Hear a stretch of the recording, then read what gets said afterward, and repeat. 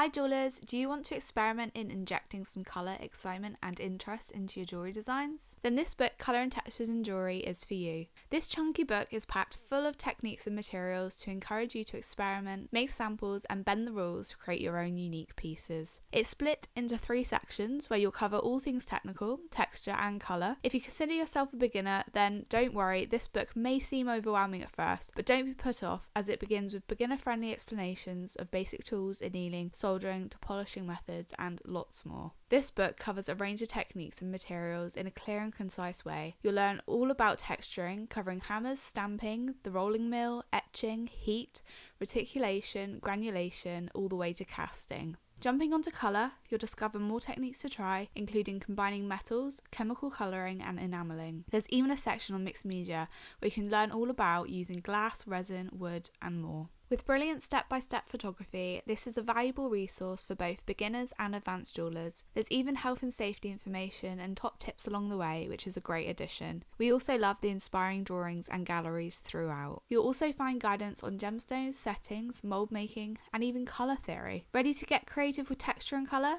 Then grab yourself a copy on the Kernowcraft website.